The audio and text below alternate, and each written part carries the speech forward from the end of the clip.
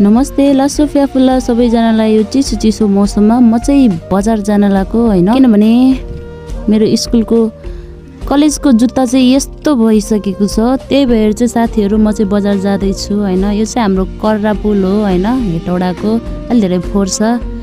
हुँदै हुँदै हाम्रो प्यारो हेटौडा, राम्रो हेटौडा, सुन्दर हेटौडामा म प्रवेश गरिसकेको छु। हेटौडाको प्रवेश सँगसँगै तपाईहरूले यहाँको बिजोक हेर्न पनि सक्नुहुन्छ हैन। हेटौडाको अवस्था चाहिँ एकदम नाजुक अवस्थामा पुगिसकेको छ। अनि म चाहिँ अटोबाट ओर्ले बुद्ध चोकमा ओर्ले अनि हेर्न सक्नुहुन्छ हाम्रो बुद्ध चोकको भ्यू। यहाँ बुद्ध चोकमा चाहिँ अहिले 500 को कट्टु 4वटा भन्ने सेलमा लागिरहेको छ हैन। तपाईहरुलाई चाहियो तपाईहरु पनि आउनु होला। अनि यहाँ चाहिँ पुरा जेसीबीले घरहरू भत्काउँदै छ।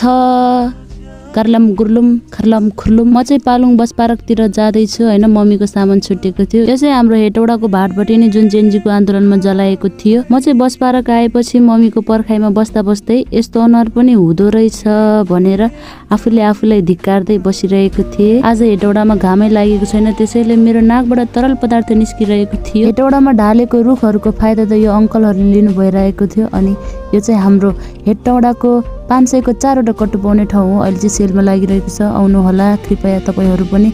अनि म चाहिँ जुत्ता पसलमा गएँ हैन, जुत्ता पनि किनियो। खुट्टा ठुलो भएपछि जुत्ता भेट्न पनि एकदम गाह्रो हैन। बल्ल तल्ल भेटे 40 नम्बरको यो अङ्कलले त मलाई कत्रो ठुलो खुट्टा हो यो नानीको भनेर मलाई भन्दै हुनुहुन्थ्यो। अनि मैले पनि भने के गर्नु अङ्कल, खुट्टा यत्रै हो।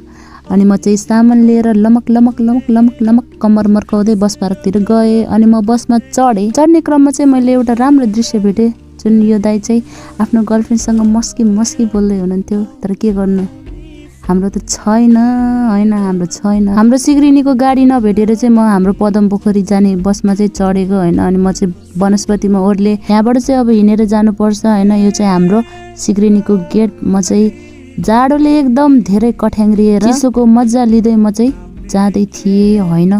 अनि त्यसपछि जाने क्रममा चाहिँ मलाई लाग्यो हरियो वन नेपालको धन भनेको यही होला सायद। म चाहिँ जाडोले आगो फुक्दै हिँडिरहेको थिएँ। खै कुन प्रजातिको कुखुरा देखेँ। कुखुरा सँगसँगै कुखुराको बडीगार्ड पनि रहेछ। थ्याट धन्नै टोकेन यार। यो चाहिँ हाम्रो हेर्न सक्नुहुन्छ सिग्रिनी 4 घरे। यहाँबाट चाहिँ थाना भर्याङ मजाले देख्न सक्नुहुन्छ यहाँहरूले।